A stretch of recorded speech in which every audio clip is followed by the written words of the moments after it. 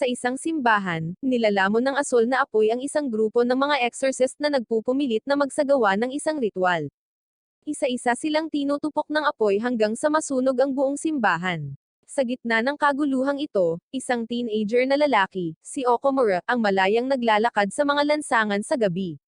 Sa kanyang paglalakad, nakita ni Okomura si Renji at ang kanyang mga kaibigan na nasa gitna ng paghuli ng mga ibon. Naiinis sa kanilang mga aksyon, hinarap ni Okomura si Renji, na humantong sa isang pagtatalo na nagtatapos sa marahas na pag-atake ni Okomura kay Renji. Pagkatapos ng alitan, bumalik si Okomura sa simbahan kung saan siya at ang kanyang nakababatang kapatid na lalaki, si Kiro, ay nakatira kasama ang pari, si Shinro. Nang makita ang bagbog na estado ni Okomura, agad siyang inakusahan ni Shinro na nakikipag-away, ngunit tumanggi si Okomura na umamin. Dahil sa galit dito, si Shinro ay nagpapatuloy upang parusahan si Okomura. Hindi nagtagal, inasikaso ni Kiro ang mga pinsala ni Okomura. Sa kabila ng pagiging magkapatid, may natatanging personalidad sina Okomura at Kiro. Habang si Kiro ay isang kalmado at henyong teenager na natanggap sa isang prestihiyosong high school sa pamamagitan ng isang scholarship program, si Okomura ay isang walang ingat, walang modo, at delinquent. Habang ginagamot ni Kiro ang nasugatan na kamay ni Okomura, binanggit niya na lilipat siya sa isang dormitory. Pagkatapos ay iminungkahi niya na mag-apply si Okomura para sa isang trabaho bilang isang clerk sa isang lokal na supermarket. Bagamat may pag-aalinlangan si Okomura tungkol sa kanyang mga pagkakataon dahil sa kanyang kasaysayan ng pagkakatanggol sa trabaho dahil sa gulo, kinabukasan, habang naghahanda si Okomura na umalis para sa isang interview sa trabaho, nasaksihan niya ang pagpapatahimik ni Shinro sa isang batang babae na nagngangalang Yori. Sinabi ni Shinro kay Yori na sundin ang kanyang mga magulang at tiniyak sa kanya na bilang isang exorcist, siya ay makikialam kung may anumang mga problema. Pagkaalis ni Yori at ng kanyang ina, nilapitan ni Okomura si Shinro at tinukso siya tungkol sa pakikipaglaban sa mga demonyong hindi naman nagpapakita. Sumagot si Shinro na ang mga demonyo ay umiiral at matatagpuan sa puso ng mga tao. Sa pamamagitan nito, tinulungan niya si Okomura na ituwid ang kanyang kurbata at pinapunta siya sa interview sa trabaho. Dumating si Okomura sa supermarket na hindi sigurado sa kanyang pagkakataong matanggap sa trabaho. Nagkaroon siya ng pagkakamali habang inaayos ang bodega, ngunit ang kanyang mga kasanayan sa pagluluto ay napatunayang katangi tangi, na humantong sa kanya na inalok ng trabaho. Nasa sabik sa balita, tinawagan ni Okomura si Kiro para ibahagi ang mabuting balita. Tuwang-tuwa si Kiro at napaluha. Natutuwa din si Shinro na nakahanap ng trabaho si Okomura. Paglabas ni Okomura sa supermarket, nakita niya si Yori na tumatakbo para habulin ang ribbon nito at mabilis itong kinuha para sa kanya. Gayunpaman, nagulat siya nang makita ang isang maliit na nilalang na parang halimaw na kinuha ang laso. Tumakbo ang nilalang sa supermarket na nagdulot ng kaguluhan habang hinahabol ito ni Okomura. Sa kasamaang palad, ang pinsalang dulot ng pagtugis ay nagresulta sa pagpapaalis kay Okomura sa kanyang unang araw ng trabaho. Nahihiya at hindi makaharap ang kanyang pamilya, pumunta si Okomura sa parke para pag-isipan ang mga bagay-bagay. Sa kalaunan, nahanap siya ni Kiro at nakinig habang ipinapaliwanag ni Okomura ang mga pangyayaring naging dahilan ng pagpapaalis sa kanya. Sa kabila ng kanyang takot na bigwan ang kanyang mga mahal sa buhay, hindi napigilan ni Okomura ang kanyang sarili na sabihin sa sino man sa simbahan ang tungkol sa pagpapaalis. Sinubukan ni Kiro na pakalmayin si Okomura, at bumalik silang dalawa sa simbahan. Pagdating nila, nakita nila si Yori at ang kanyang ama na nakikipagkita kay Shinro.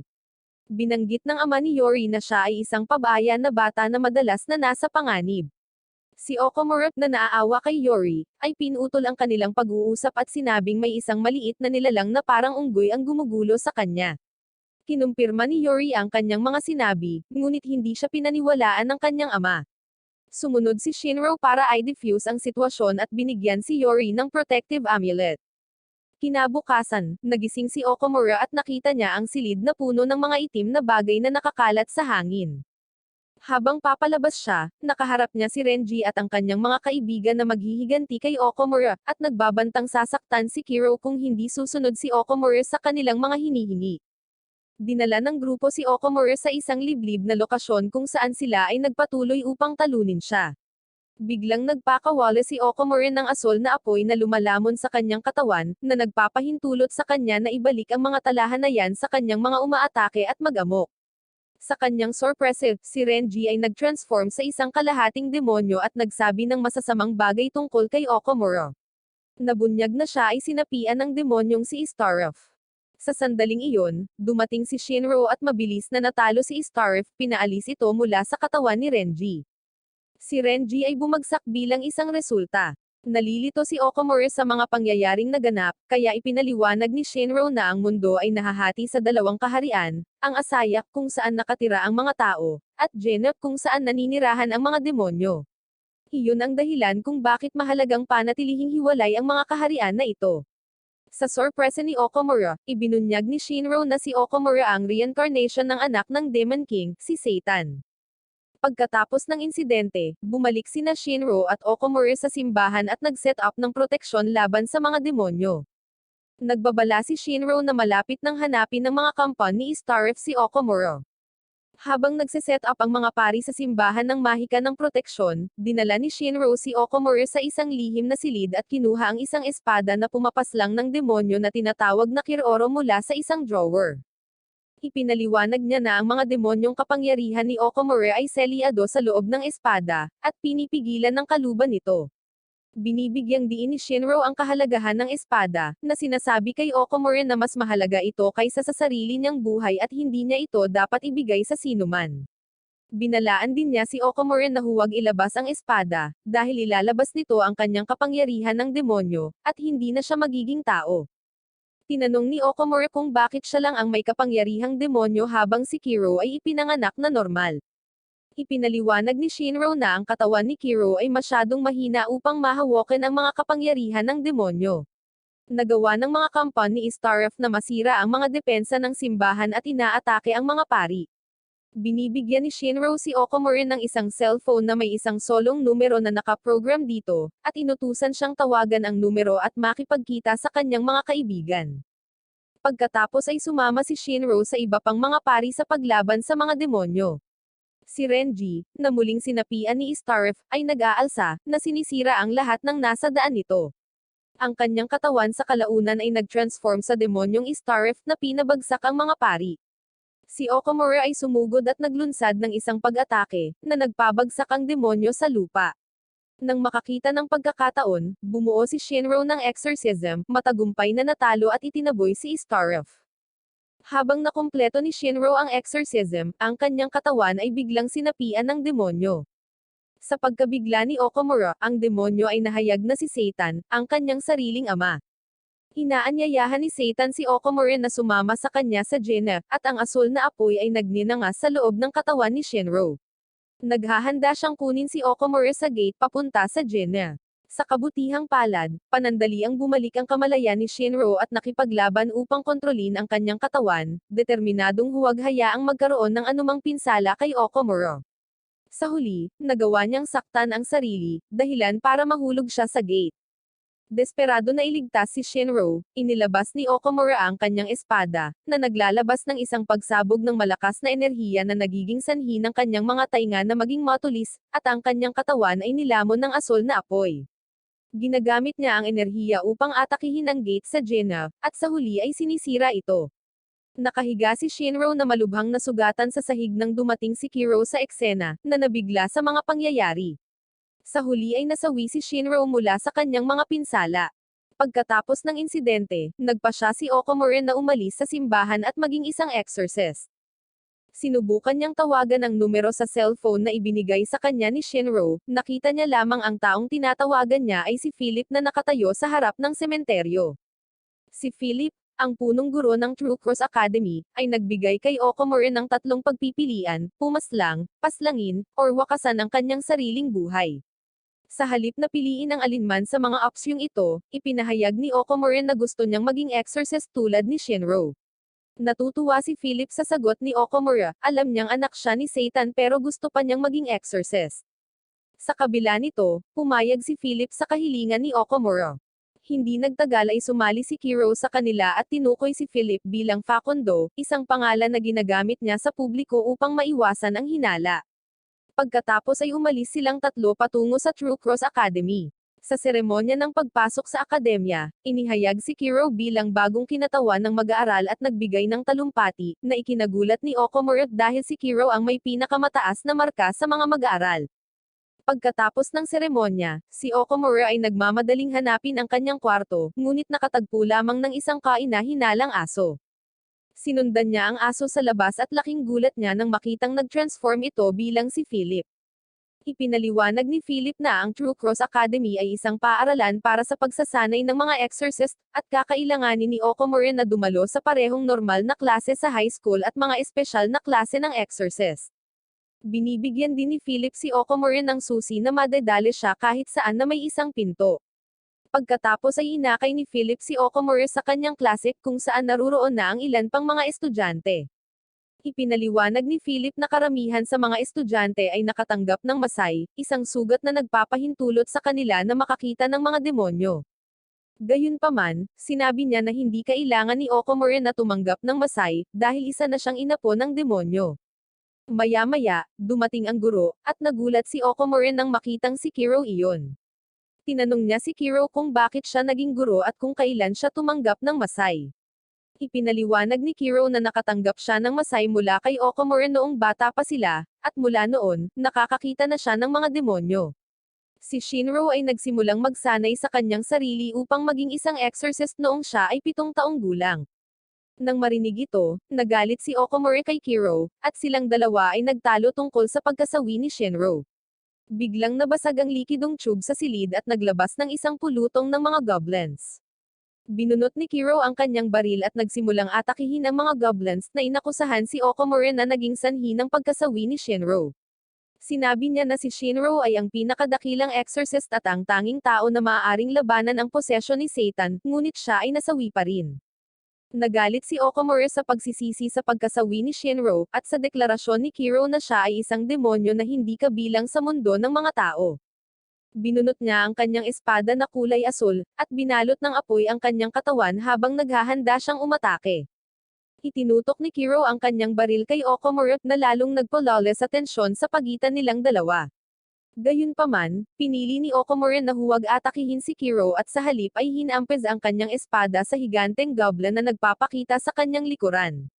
Sinabi niya na hindi niya kayang saktan si Kiro, at inulit ang kanyang pagnanais na maging exorcist upang maging mas malakas at protektahan ang mga nakapaligid sa kanya, tulad ng ginawa ni Shinro. Pagkatapos ay tinanong ni Kiro kung ano si Shinro sa kanyang mga huling sandali. Sumagot si Okomura na napakakol ni Shinro habang pinoprotektahan niya sila hanggang sa huli, sa kabila ng pagkakaalam na sina Okomura at Kiro ay mga anak ng Diablo. Ito ay tila nagpakalma sa tensyon sa pagitan nilang dalawa, at nagsanib puwersa sila para talunin ang mga natitirang goblins.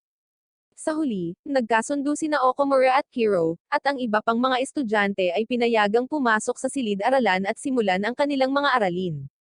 Pagkatapos ng klase, niyaya ni Kiro si Okomura na sabay na pumunta sa kanilang dorm room. Siya ay nakipaglaban ng husto upang makakuha ng isang silid kasama si Okomura na pinagtatalunan na siya ay mapanganib at kailangang bantayan. Sa paglipas ng mga araw, sinisimulan ni Okomura ang kanyang pag-aaral sa True Cross Academy. Isang araw, habang natutulog siya sa klase, nagising siya nang makita si Kiro na namimigay ng resulta ng pagsusulit sa aralin ng potions. Nakaupo siya sa tabi ng isang estudyanteng nagngangalang Sheena, na mukhang tiwala na nakapasa siya sa pagsusulit. Gayunpaman, kapag natanggap niya ang kanyang mga resulta, nakakuha lamang siya ng 40 dahil sa paggamit ng sarili niyang mga imbentong termino upang sagutin ang mga tanong. Habang papalapit na ang turn ni Okomura para tanggapin ang kanyang mga resulta ng pagsusulit, kinakabahan siyang naghihintay sa resulta. Sa kasamaang palad, ang kanyang marka ay mas masahol pa kaysa sa kanyang kinatatakutan dahil sa kanyang kakulangan sa atensyon sa klase. Ngunit sa sorpresa ni Okomura, ang susunod na mag-aaral na makakatanggap ng kanilang mga resulta ay si Ryoji, isang kaklase na mukhang magaspang at matigas. Labis na ikinalungkot ni Okomura, nakatanggap si Ryoji ng kahangahangang marka na 98. Hindi makapaniwala si Okomura na nalampasan siya ni Ryoji, na inaakala niyang hindi masyadong matalino. Ang kanyang kapatid na lalaki, si Kiro, ay nag-aalok ng paliwanag para sa tagumpay ni Ryoji. Sa kabila ng kanyang magaspang na panlabas, si Ryoji ay palaging matulungin sa klase, hindi katulad ni Okomura, na mas mapaglaro at nagpapabae sa kanyang pag-aaral. Dahil doon, nagpaalam si Kiro kay Okomura dahil kailangan niyang magturo sa isa pang klase. Ilang sandali pagkatapos ng kanilang unang pagtatalo, dumating si Ryoji at ang kanyang mga kaibigan upang kutsain si Okomura, na humantong sa isa pang pagtatalo sa pagitan ng dalawa. Sa kanilang susunod na aralin, ang mga mag-aaral ay naatasang tumakbo sa paligid ng field upang iwasan ang isang higanteng demonyong Polaka. Sina Okomura at Ryoji ay itinalaga na tumakbo ng magkasama, ngunit ang kanilang hindi nalutas na tensyon ay naging sanhi ng kanilang pagtatalo muli. Ang higanteng demonyong Polaka ay malapit nang mahuli sa kanilang dalawa. Buti na lang at sakto namang pumagitna ang kanilang guro, na nagligtas sa kanila mula sa pagkakahawak ng demonyo. Habang nakikipag-usap si Okomura sa kanyang mga kaibigan, tinawag ng lalaking guro si Ryoji sa isang tabi upang pagsabihan siya sa kanyang maligalig na pag-uugali. Sa kabila nito, kinikilala ng guro ang potensyal ni Ryoji bilang isang mahusay na estudyante at pag-asa sa hinaharap para sa mga exorcist. Sa patuloy na pag-navigate ni Okomura sa kanyang buhay bilang isang mag-aaral, nalaman niya ang tungkol sa magulong nakaraan ni Ryoji. 16 na taon bago ito, isang sakuna ang naganap sa templong tinitirhan ni Ryoji. Maraming pari at exorcist ang sinapian ni Satan at sinunog ng asol na apoy, isang kaganapan na kilala bilang Blue Night. Nang subukan ni Satan na pumasok sa mundo ng mga tao, mula sa sandaling iyon, determinado si Ryoji na maging exorcist at talunin si Satan. Nang marinig ang kwento ni Ryoji, napagtanto ni Okomura na magkatulad ang kanilang mga layunin. Pareho silang naghahangad na talunin si Satan at protektahan ang mundo mula sa mga puwersa ng kadiliman. Sa kabilang banda, si Ryoji ay nakatanggap ng babala mula sa kanyang guro na si Okomura ay espesyal na dinala sa paaralan ni Philip, at sinasanay upang talunin si Satan.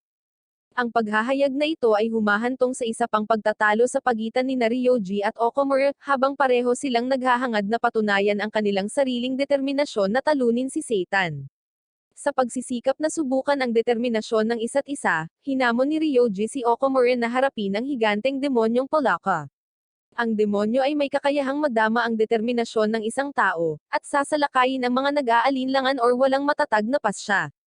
Tinanggihan ni Okomura ang alok ni Ryoji na harapin ang demonyo, ipinaliwanag na pareho silang may layunin na talunin si Satan. Sa kabila nito, pinilit ni Ryoji na sakupin ang demonyo, ngunit sa kasamaang palad, hindi pa sapat ang lakas ng kanyang kalooban, at muntik na siyang lamunin ng nilalang. Sa isang nakakagulat na pangyayari, humakbang si Okomura sa harap ni Ryoji at hinayaan ang sarili na lamunin ng demonyo. Gayunpaman, ang malakas na determinasyon ni Okomura ay nagpapahintulot sa kanya na kumbensihin ang demonyo na umatras sa halip na sundan ang kanyang pag-atake. Pagkatapos ng matinding pagtatagpo na ito, pinalawig ni Okomura ang isang sangay kay Ryoji, na nag-aanyaya sa kanya na gumawa ng mga pagbabago at magtulungan sa kanilang ibinahaging layunin na maging mahusay na mga exorcist. Isang gabi, isang guro na nagngangalang Gory ang pumasok sa silid ni Okomura na may balak na tapusin siya. Gayunpaman, ang kanyang mga aksyon ay nasaksihan ni Kiro, na humahantong sa isang matinding away sa pagitan ng dalawang lalaki na nagdala sa kanila sa bubong ng paaralan.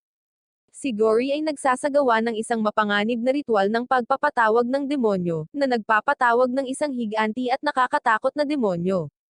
Sinubukan ni Kiro na labanan ang nilalang ngunit mabilis itong natalo. Hindi nagtagal ay dumating si Okomura sa eksena at nakipag-ugnayan sa demonyo sa isang matinding labanan, gamit ang kanyang asol na apoy para lumaban. Gayunpaman, nagawang mahuli ng demonyo si Okomura at sinimulang pisilin siya ng mahigpit. Sa kabutihang palad, mabilis na binura ni Kiro ang magic circle na ginamit ni Gory para ipatawag ang demonyo, dahilan para mawala ito. Pagkatapos ay inilagay ni Okomura ang kanyang espada sa leeg ni Gory, humihingi ng paliwanag para sa kanyang mga aksyon. Ipinaliwanag ni Gory na isa siya sa mga nakaligtas sa insidente ng Blue Night na nakaligtas matapos tangkaing saniban siya ng isang demonyo. Gayunpaman, nang umuwi si Gory sa kanyang pamilya, sinapian ng demonyo ang kanyang kamay at sinubukan siyang pilitin na tapusin ang kanyang mga mahal sa buhay. Mula sa sandaling iyon, si Gory ay nagtataglay ng matinding pagkamuhi sa mga demonyo, kasama na si Okomura, na isang inapo ni Satan. Muling inatake ni Gory si Okamura, ngunit sa pagkakataong ito ay pinahintulutan ni Okamura ang pag-atake na tamaan siya, na ikinagulat ni Gory at Kiro. Sinabi ni Okamura kay Gory na kung siya lang ang target, handa siyang magtiis ng maraming pag-atake kung kinakailangan. Sa hindi inaasahan, ang determinasyon ni Okamura ay naging dahilan upang iwanan ni Gory ang kanyang plano at umalis. Makalipas ang ilang sandali, inanunsyo ni Philip na ang mga mag-aaral ng Exorcist ay mahusay na gumanap sa kanilang mga pampublikong pagsusulit, at nagpas siyang ilibre sila sa isang pagkain ng sama-sama ng pribado. Tinawagan ni Philip ang kanyang nakababatang kapatid sa mundo ng Jenna at ipinaalam sa kanya na nabigo si Gory sa kanyang misyon. Nang marinig ito, ang demonyong si Amando ay lalong naging interesado sa kapangyarihan ni Okamura. Kinabukasan, nagsimulang kumilos ng kakaiba ang gatekeep pangkat ng True Cross Academy, si Koto. Pinatawag si Kiro para hawakan ang sitwasyon, at sinamahan siya ni Okamura sa gate. Sa kanilang pagtataka, si Koto ay nag-transform sa isang higanteng pusa at walang pigil ang pagwawala. Iniulat ng mga security guard na narinig nila ang pusa na nagsasabi tungkol sa pagkasawi ni Shinro. Ito ay ipinahayag na si Koto ay talagang isang demonyo na pinaamo ni Shinro, at sa pagkasawi ni Shinro, si Koto ay naiwang wasak at nagsimulang magalit. Nang marinig ang paliwanag ng mga opisyal, nagpa siya si Okamura na harapin si Koto at sabihin sa kanya ang katotohanan tungkol sa pagkasawi ni Shinro. Noong una, ayaw maniwala ni Koto sa mga salita ni Okamura at inatake siya. Gayunpaman, natanggap ni Okamura ang pag-atake ng direkta, na naging sanhi ng pag-aaway nilang dalawa ni Koto.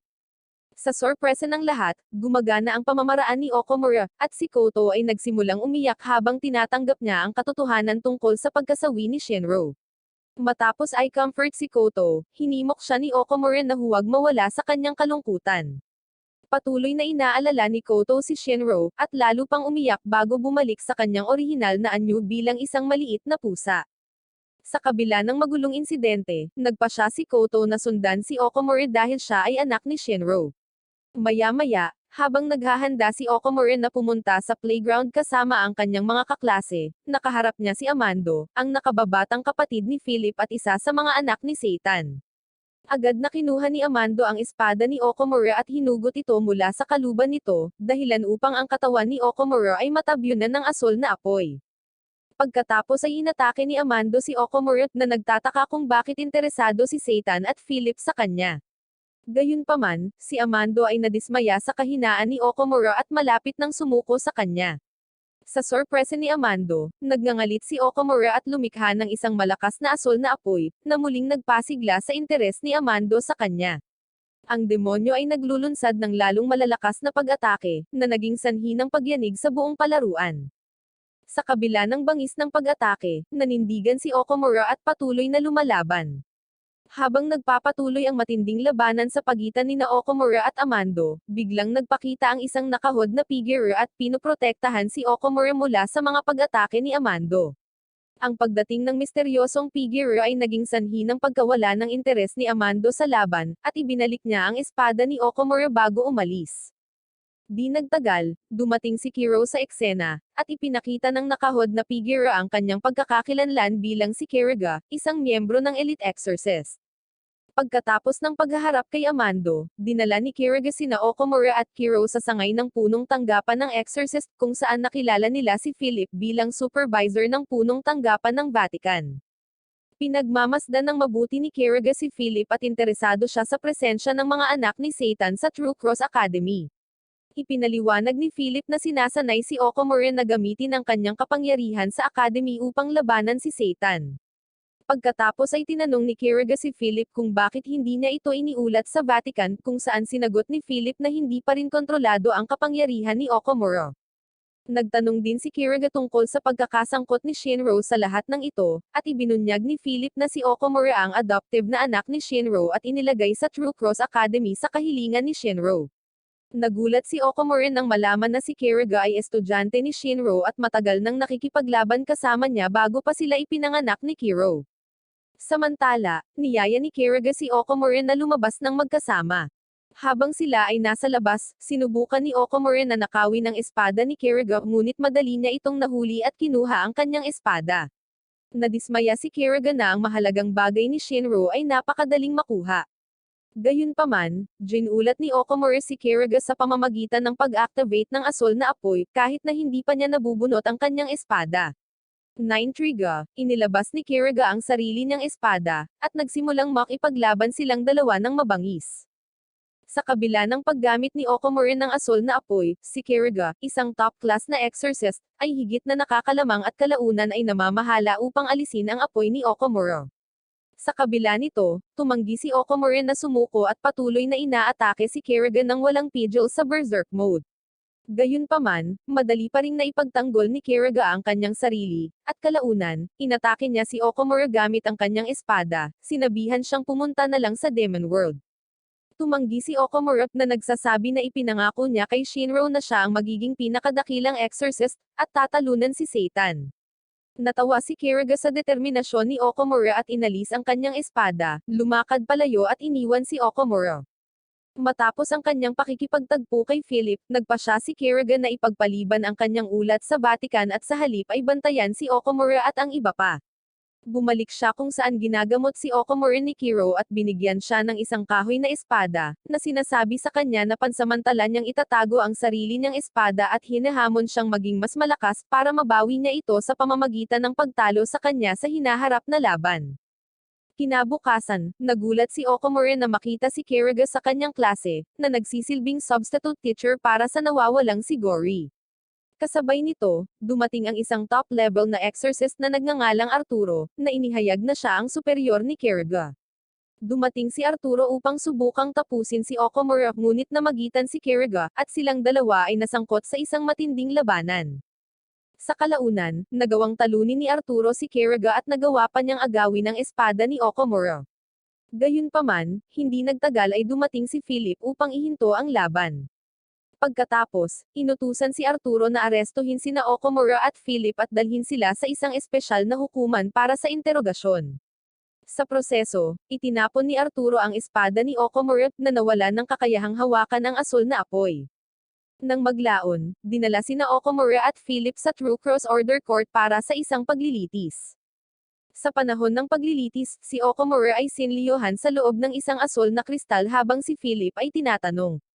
Inihayag ni Philip na sila ni Shinro ay nagplano na gamitin si Okomura para labanan si Satan.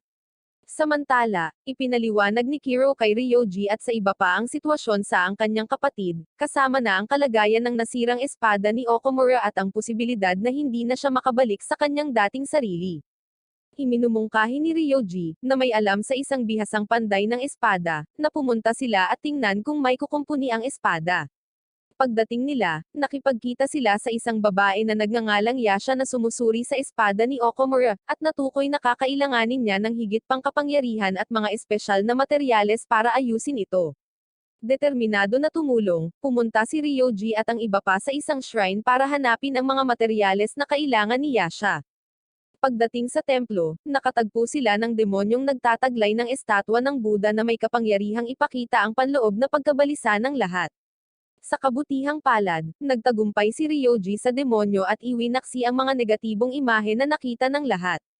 Sa kabilang banda, nagngangalit si Amando nang malaman niyang naaresto ang kanyang kuya at pumunta sa lugar ng paglilitis. Iminumungkahi ni Philip sa True Cross Order Council na subukan nila ang lakas ni Okomura upang matukoy kung siya ang magiging tagapagligtas ng sangkatauhan or kahalili ni Satan. Kasabay nito, sa wakas ay nakuha ni Ryoji at ng iba pa ang mga materyales na kailangan ni Yasha, at sinimulan niyang pandayin ang espada ni Okomura. Dumating si Amando sa paglilitis at nagsimulang magwala, na nagdulot ng takot sa lahat maliban kay Philip. Ang presensya ni Amando ay nagpapahintulot din kay Okomura na gawin ang anumang kinakailangan upang talunin siya. Nabasag ang kristal na bumabalot sa katawan ni Okomura, ngunit sa kasamaang palad, nananatili itong walang malay. Habang nangyayari ito, dumating sina Kiro, Ryoji, at ang iba pa, bitbit ang bagong espada ni Okomura. Naiwasan ni Kiro ang mga pag-atake ni Amando at iniabot ang espada kay Okomura, na naging sanhi ng pagsiklab kaagad ng asol na apoy, at nagkamalay si Okomura ng may panibagong lakas. Nagawa ni Okomura na talunin si Amando, na ikinagulat ng lahat. Nang makita ang mga kakayahan ni Okomura, sa wakas ay sumang-ayon ang True Cross Order Council sa kahilingan ni Philip na gawing exorcist si Okomura. Kasunod ng insidente kay Amando, ipinagpatuloy ni Okamura ang kanyang mga aktibidad bilang isang estudyante sa True Cross Order. Nakipagpulong si Philip kay Kiro at naghatid ng dalawang kondisyon mula sa punong tanggapan ng True Cross Order sa Vatican. Una, dapat pumasa si Okamura sa exorcist exam, na gaganapin sa loob ng 6 na buwan, at pangalawa, dapat siyang bantayan ni Kiro ng 24 na oras sa isang araw dahil sa kanilang status bilang magkapatid. Sa paglipas ng panahon, sumasailalim si Okamura sa matinding pagsasanay, tumatanggap ng espesyal na pagtuturo mula kay Kiro at Kiriga. Isang araw, isa sa mga kaibigan ni Okamura na nagngangalang Koniko ay sinapian ng masamang demonyo, at nagtangkang tapusin si Okamura dahil sa kanyang pagkamuhi sa mga demonyo, kasama na si Okamura. Kasabay nito, binibisita siya ng isa pang kaibigan ni Okamura na si Azuma habang siya ay nagsasanay. Habang nag-uusap sila, biglang nagpakita ang isang demonyo at inatake sila ng malakas na lakas ng hangin, na naging dahilan ng pagkataranta nila. Hindi nagtagal ay dumating si Kiro at sinubukang atakihin ang demonyo, ngunit nagawa niyang makatakas sa malapit na bintana. Si Okamura at ang iba ay hindi nag-aksaya ng oras, at mabilis na naghiwalay para hanapin ang kinaroroonan ng demonyo. Samantala, sinisiyasat din ni Kiriga ang presensya ng demonyo, na nagtataka kung paano niya nagawang makalusot sa True Cross Academy. Ang kanyang pagsisiyasat ay humantong sa kanya sa isang inabandonang laboratorio, na dapat ay hindi na aktibo. Sa kabilang banda, lumapit si Koniko kay Okamura habang siya ay nagsasanay, at napansin ni Okamura ang isang demonyo na dumapo sa balikat ni Koniko. Si Okamura ay sumulong sa pag-atake, ngunit si Koniko ay biglang tumakbo palayo at humingi ng proteksyon mula kay Ryoji at sa iba pa. Hinugot ni Okamura ang kanyang espada at itinutok ito kay Koniko, na sinasabi sa iba na siya ay mapanganib. Gayunpaman, ang kanyang mga salita ay hindi pinaniniwalaan ni Ryoji at ng iba pa, na kahit na sinubukan siyang pigilan, iniisip na si Okamura ay gumagawa lamang ng mga imbento. Nagalit dito si Okamura dahil kitang-kita niya ang demonyo sa balikat ni Koniko. Sa pagkadismaya, naglunsad si Okamura ng isa pang asol na pag-atake ng apoy kay Koniko, ngunit nailigtas siya ni Ryoji. Kasabay nito, dumating si Kiro at pinipigilan si Okamura na kumilos ng walang ingat. Pagkatapos ay pinagalitan ni Ryoji si Okamura, binabalaan siya na ang kanyang asol na apoy ay maaaring pumaslang ng mga tao. Pagkatapos, dinala ni Ryoji si Koniko sa silid medikal ng paaralan, habang si Okamura, na nakakaramdam ng pagkabalisa at hindi pinagkakatiwalaan ng sinuman, ay nagpa siya na pumunta sa bubong ng paaralan upang huminahon. Habang nakikipag-usap si Ryoji kay Koniko sa silid medikal ng paaralan, ang demonyo sa balikat ni Koniko ay biglang nagpakita ng sarili, at ang dalawa ay nagkaisa upang magbagong isang malakas na demonyong bagyo. Sa wakas ay nakumbinsi nito si Ryoji sa mga salita ni Okamura tungkol kay Koniko. Ang kapangyarihan ng demonyo ay sobra para harapin ni Ryoji, at hindi niya magawang hawakan si Koniko, na agad na binasag ang bintana ng medical room at lumipad upang salubungin si Okamura. Dumating si Kiro, Ryoji, at ang iba pa, ngunit hindi rin nila mapigilan si Koniko, na sinapian ng demonyong bagyo. Mabangis na lumaban si Okamura ngunit nahuli at muntik nang mapaslang ni Koniko sa isang nagngangalit na estado. Nadaig ni Okamura ang demonyo at sinubukang kumbansihin si Koniko na kumawala sa kanyang impluwensya. Sa kalaunan, nagtagumpay si Okamura na kumbansihin si Koniko at tinulungan siyang makalaya. Si Koniko ay tumalon pababa, at nasalo siya ni Okamura at tinapos ang demonyo sa isang pag-atake. Samantala, iniulat ni Kiriga ang mga resulta ng kanyang pagsisiyasat kay Philip na nagpapaliwanag na ang inabandonang laboratorio ay isang dating pasilidad ng Vatican na dapat ay sarado daan-daang taon na ang nakalilipas. Nagpa siya silang magsagawa ng karagdagang investigasyon sa usapin. Maya-maya, sumakay si Kiro sa tren at nakilala ang isang matandang lalaki na nagngangalang Ernesto, na ama ni Yasi at ina ni Kiro at Okamura. Sinabi ni Ernesto kay Kiro na ang True Cross Order sa Vatican ang may pananagutan sa pagpaslang kay Yasi sa panganganak ng mga anak ni Satan, sina Okamura at Kiro. Ipinaliwanag niya na si Yasi ay sadyang sinunog ng buhay sa utos ng True Cross, at na si Ernesto ay nakulong din dahil itinuturing na isang panganib pagkatapos ng insidenteng ito. Sina Kiro at Okamura ay protektado at inalagaan ni Shinro hanggang sa malaman ng True Cross Order ang kanilang pag-iral at nagpasyang alisin sila. Si Ernesto, na matagal nang pinalaya at ngayon ay may posisyon bilang isang opisyal sa True Cross Order sa Vatican, ay nagawang kontrolin ang sitwasyon at pigilan sina Okamura at Kiro na tapusin. Nang maglaon, dumating silang dalawa sa isang pasilidad na tinatawag na Dagand na gumagawa ng pinakamalakas na sandata na nakapaslang ng demonyo. Inanyayahan ni Ernesto si Kiro na samahan siya sa paggamit ng sandata para baguhin ang mundo. Sa kabilang banda, sina Okamura at Kiriga ay nagtatanong kay Gori, na nahuli. Ayon sa pagsisiyasat ni Kiriga, ang asawa ni Gori, si Mika, ay nasawi 16 na taon na ang nakalilipas, at inakusahan ni Kiriga si Gori ng paggawa ng isang ipinagbabawal na salamangka na tinatawag na Homi, na maaaring bumuhay sa mga nasawi. Inamin ni Gori ang pag-iingat sa bangkay ng kanyang asawa ngunit itinanggi ang paggawa ng magic. Ipinaliwanag niya na isang gabi ay nakita niya ang kanyang asawa na umalis sa kanyang kabaong, na humantong kay Gori na inakusahan ng pagsasanay ng mga ipinagbabawal na pamamaraan ng salamangka. Bilang resulta, si Gori at ang kanyang asawa ay tumakas sa Japan. Sa paglipas ng panahon, si Mika, na nasawi dahil sa mga demonyo, ay nagsimulang magbago at sinisikap na alisin ang sinumang may kaugnayan sa Diablo, kabilang ang mga anak ni Satan. Matapos marinig ang paliwanag ni Gori, umalis si Okamura at hinanap ang kinaroroonan ni Mika. Di nagtagal, nakatanggap siya ng tawag mula kay Shena, na may mahalagang sasabihin sa kanya at hiniling siyang makipagkita sa isang lihim na hardin.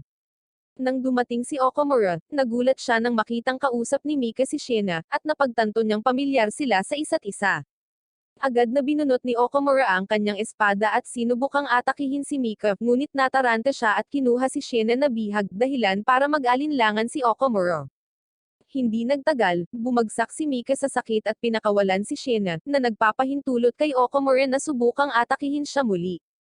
Gayunpaman, sa pagkakataong ito, pinigilan siya ni Shena at sinubukan siyang kumbensihin na iligtas si Mika, na naging dahilan upang muling mag-alinlangan si Okamura. Pagkatapos ay umalis siya at tinawag si Kiriga para sa tulong. Sa kasamaang palad, ang sangay ng Vatican ng True Cross Order, na pinamumunuan ni Arturo, ay pinalibutan ang lugar at nilayon na alisin si Mika, na itinuturing na mapanganib. Ito ay humantong sa isang away sa pagitan ni Arturo at Okamura. Lumabas sina Shena at Mika at sinaksihan ang hidwaan. Dumating si Gori at sinubukang ibahin ang sitwasyon, nag-aalok na kunin ang lugar ni Mika at tanggapin ang parusa mula sa utos ng True Cross. Gayunpaman, nagalit si Okamura at inatake si Arturo, nagalit na hindi siya handang makinig sa katotohanan mula kina Mika at Gori. Di nagtagal, dumating si Kiriga at sinubukang pigilan si Okamura, ngunit patuloy niyang inaatake si Arturo, dahilan upang utusan ni Arturo ang kanyang mga tropa na atakihin siya. Sa kaguluhan, tumalon si Mika sa harap ng isang bala na inilaan para kay Okamura, nataman at bumagsak sa lupa. Lalo itong nagpagalit kay Okamura, at lalo siyang nagwala. Lumapit si Gori sa kanyang asawa, sinusubukang tulungan siyang makatakas. Nang arestuhin na sila ni Arturo, ginamit ni Shena ang kanyang mahika upang lumikha ng mga proteksyon na halaman, na nagbibigay ng oras kina Gori at Mika upang makatakas. Hindi nagtagal, tumunog ang kampana ng True Cross Order mula sa Vatican, at napilitang umalis si Arturo at ang kanyang mga tropa sa lugar. Samantala, bumalik si Ernesto upang makita si Kiro at ipinaliwanag ang kanyang plano na lutasin ang lahat ng kanilang mga problema sa mga demonyo. Siya at ang kanyang koponan ay lumikha ng Masayo, isang sandata na maaaring sirain ang buong demon world. Ngunit para magawa iyon, kailangan niyang buksan ang gate ng Jena, isang bagay na si Satan lamang ang makakagawa. Nagtagumpay si Ernesto sa paggawa ng isang artificial na gate na maaaring kumonekta sa Jena, ngunit kakailanganin ng malaking halaga ng dugo ng demonyo upang mapanatili itong bukas. Kinumbinsi niya si Kiro na kung sisirain nila ang Jena, maaaring bumalik sa pagiging tao sina Okamura at Kiro. Inihayag din ni Ernesto na alam niyang itinatago ni Kiro ang katotohanan na ang kanyang katawan ay unti-unting nagiging demonyo. Bilang tugon, hinirang ni Ernesto si Kiro bilang pinuno ng Japanese branch ng True Cross Order, at inutusan siyang manguna sa mga exorcist sa Japan sa paglilinis ng mga demonyo. Sa tulong ng mga armas ni Ernesto, magiging mas madali ang gawain. Isang madilim at malamig na gabi, binisita ni Kiro si Okamura na nasa malalim na kagubatan. Ipinaalam niya kay Okamura na kailangan nilang tapusin si Koto, at ang mga demonyong tumulong sa kanila. Si Okomura na gulat at galit sa mungkahi ay tumanggi kaagad. Si Kiro, gayunpaman, ay walang ibang pagpipilian kundi ang mawalan ng malay si Okomura at dalhin siya sa Vatican.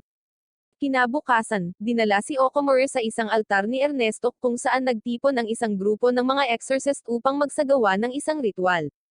Pagkatapos ay ipinako si Okomura at nagsimula ang ritual. Sa pagtataka ng lahat, balak ni Ernesto na isakripisyo si Okomura para mabuksan ang gate ng Jenna. Sinubukan ni Kiro na magprotesta, ngunit wala siyang magagawa. Habang si Okomura ay nasasaktan dahil sa lakas ng ritual, hindi na kayang panoorin ni Kiro ang kanyang paghihirap. Sa huli, nag-aalok si Kiro na kunin ang lugar ni Okomura at iligtas siya, at sumang-ayon si Ernesto. Hiniwa ni Kiro ang kanyang kamay, at ang kanyang dugo ay naghalo kay Okomura sa altar na lumilikha ng malakas na enerhiya. Binuksan ang mga pintuan ng Jenna, at inutusan ni Ernesto ang mga exorcist na ilunsad ang Masaya. Habang papalapit ang kadiliman, nabigo ang Masaya, at nakita ni Ernesto ang kanyang sarili na hinihila patungo sa mga tarangkahan ng Jenna.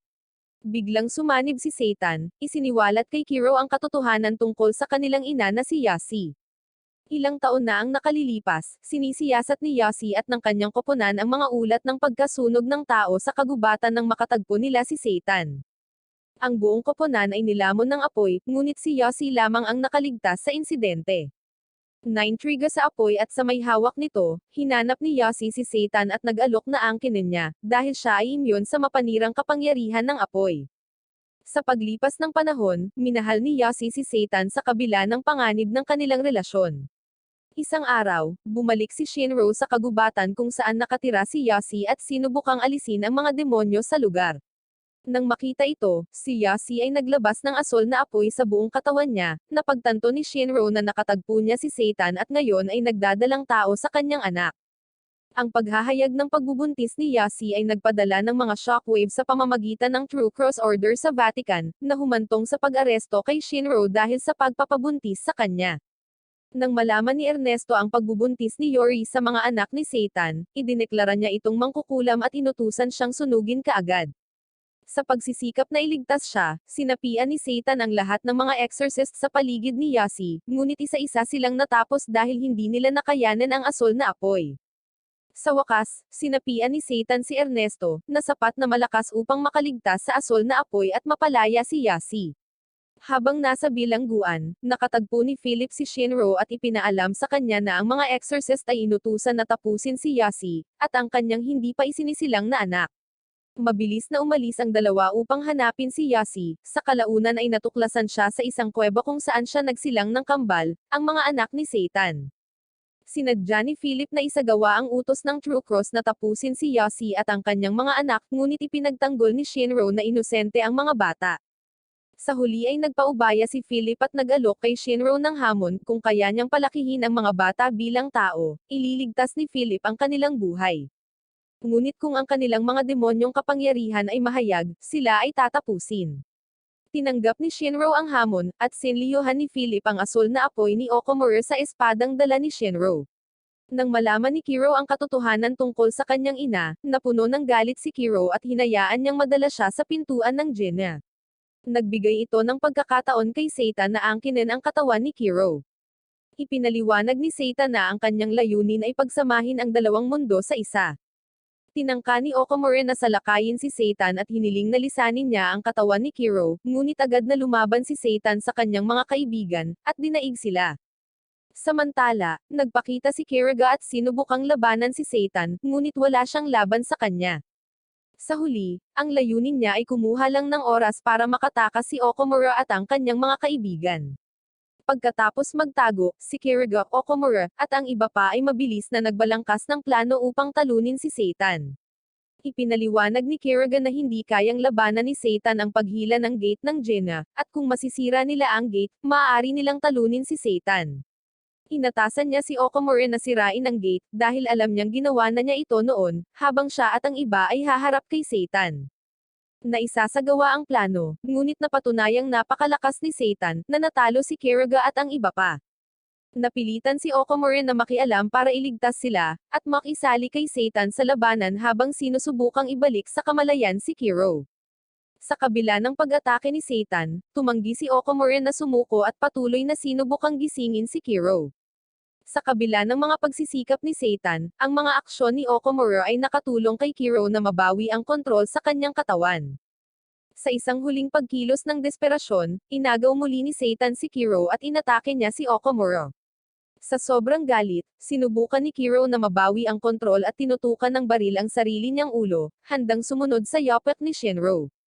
Si Okomura na ayaw mawalan ng isa pang mahal sa buhay, ay hinarap si Kiro at sinaktan siya hanggang sa siya ay bumagsak, na naging dahilan upang mapaalis si Satan sa kanyang katawan.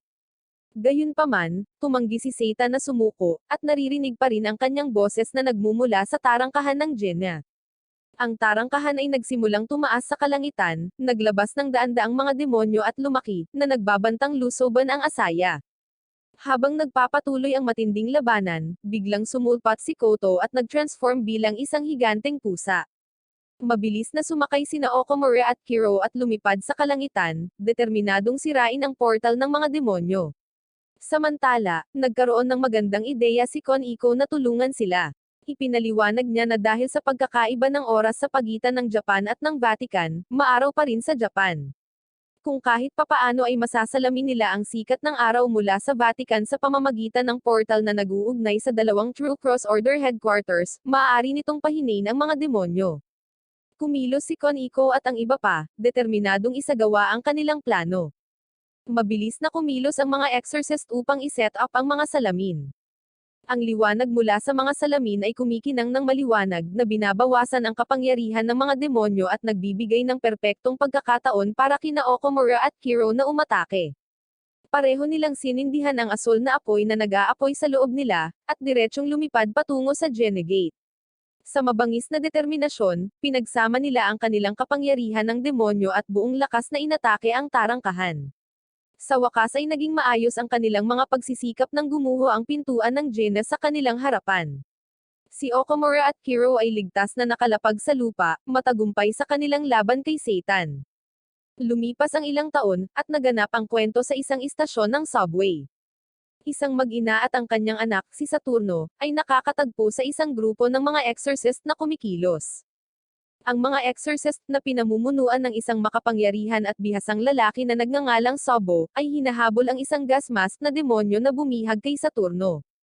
Si Sabo at ang kanyang koponan ay nagsagawa ng isang matinding labanan, ngunit ang demonyo ay namamahala upang maiwasan ang mga ito at makatakas kasama si Saturno. Sa paglalahad ng kwento, ipinakilala ulit tayo sa isa pang pangunahing karakter, si Okomura. Nakita siya na nagsasanay sa kanyang karunungan sa asol na apoy sa bubong ng paaralan, determinadong gawing perpekto ang kanyang mga kasanayan. Gayunpaman, ang kanyang pagsasanay ay nag-ambala sa pagdating ni Kiriga, isang mabangis at may karanasan na exorcist. Pinagalitan niya si Okomura dahil sa kawalan nito ng kakayahan na ganap na kontrolin ang kanyang asol na apoy, na nagbabala sa kanya na kung hindi siya bumuti, nanganganib na masaktan ang mga nakapaligid sa kanya. Nagpatuloy ang kwento sa isang bagong misyon para kay Okomura dahil inanyayahan siya ni Kiriga na sumama sa kanya kasama si Kiro at tulungan si Sabo.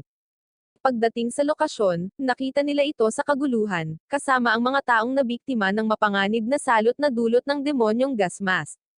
Nakilala nila si Sabo, isang makapangyarihang level 2 exorcist at ang direktor ng organisasyon na kilala bilang Deepkeep. Ipinaliwanag niya ang sitwasyon, na nagdedetalye kung paano pumasok ang isang nakamaskara na figure sa Deepkeep, at ninakaw ang kaliwang mata ng Impure King. Ang paraan kung paano ito nagawa ng demonyo ay isang misteryo pa rin. Sa kabila ng kanilang pagsisikap, hindi nahuli ni Sabo at ng kanyang pangkat na mga exorcist ang demonyo bago siya tumakas na ngayon ay ang lugar na kinatatayuan nila. Malubha ang sitwasyon, dahil hindi lamang nabihag ng demonyo si Saturno kundi ikinalat din ang sakit sa paligid na nagdulot ng malawakang pagkataranta. Hinihimok sila ni Sabo na kumilos ng mabilis dahil nahihirapan ang mga medical personnel na makasabay sa pagdagsa ng mga biktima. Ibinahagi din niya ang kanyang pag-aalala para sa kaligtasan ni Saturno, dahil malapit siya sa pinagmulan ng pagsiklab at maaaring nasa kritikal na kondisyon. Nang matapos ni Sabo ang kanyang paliwanag, hindi naiwasang magtaka ni Okomura sa kaliwang mata ng mahiwagang Impure King. Nagtatanong siya tungkol dito, ngunit tila walang pumapansin sa kanya. Pagkatapos ay isiniwalat ni Sabo na ang Exorcist Branch Office sa Kyoto, kung saan itinatago ang kanang mata ng Impure King, ay inatake din. Bagamat nagawa nilang mabuhay at maprotektahan ang kanang mata, nababagabag pa rin si Okamura at pinipilit ang mga sagot tungkol sa kaliwang mata. Ngunit bago siya makakuha ng anumang sagot, ang ina ni Saturno ay pumasok sa silid, desperado na iligtas ng mga exorcist ang kanyang anak. Si Okamura na puno ng determinasyon, ay nangako sa kanya na gagawin niya ang lahat sa kanyang makakaya upang iligtas si Saturno. Gayunpaman, mabilis siyang pinigilan ni Kiro, nagbabala na bilang mga exorcist, hindi nila magagarantiya ang kaligtasan at hinihimok ang ina ni Saturno na maghanda para sa pinakamasama. Galit na galit si Okamura sa pag-iingat ni Kiro, ngunit ang mga senior exorcist ay mahigpit na nagpapaalala sa kanya na kahit na ang mga exorcist ay maaaring magkamali, at ang pagbibigay ng maling pag-asa ay magdudulot lamang ng higit na sakit. Dahil doon, nagsuot si Kiro ng protective suit at umalis kasama si Sabo para hanapin ang masked demon, na si Kiriga ang may tungkuling bantayan si Okamura. Habang tinatahak nila ang abandonadong gusali kung saan pinaniniwala ang nagtatago ang demonyo, hindi mapigilan ni Sabo na magkomento sa kahangahangang reputasyon na itinayo ni Kiro para sa kanyang sarili mula noong bata pa siya. Ngunit naputol ang kanilang pag-uusap nang bigla silang makarinig ng mga yabag sa kanilang likuran, at lumingon upang makita si Okamura na sumusunod malapit sa likuran. Si Kiro ay nagulat, ngunit pinaalalahanan lamang siya ni Okamura ng kanyang pangako sa ina ni Saturno. Nag-aatubili, pinayagan ni Kiro si Okamura na sumama sa kanila sa kanilang pagtugis. Nang makarating sila sa dulo ng isang madilim na pasilyo, ang masked demon ay nagkatawang tao sa harap nila kasama si Saturno na nakahiga na walang malay sa kanyang paanan. Walang pag-aalinlangan, umatake si Kiro, dahilan para mawala ang demonyo sa isang buga ng usok. Agad siyang sumugod kay Saturno, kung saan dinampot niya ang kaliwang mata ng Impure King na ibinagsak ng demonyo. Ngunit, sa kanyang pagtataka, ang mata ay isang peke. Nang mapagtanto niya ito, palihim siyang hinampes ni Sabo mula sa likuran. Laking gulat ni Kiro nang matuklasan na si Sabo, na siyang nanguna sa kanila sa paghahanap ng demonyo, ang tunay na mastermind sa likod ng buong pangyayari.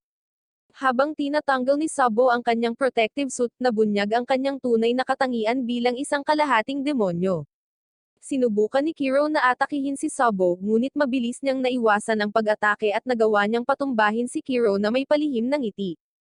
Ipinaliwanag ni Sabo na nakakita siya ng isang sulyap sa kanyang sariling kabataan kay Kiro, at naniniwala na sa kalaunan ay mauunawaan ni Kiro ang kanyang mga motibasyon. Sa mga salitang iyon, nawala kaagad si Sabo. Si Kiro ay mabilis na bumangon at nagmamadaling lumapit kay Saturno, na malubhang nasugatan mula sa salot ng demonyo, ang kanyang katawan ay nahawahan ng sakit.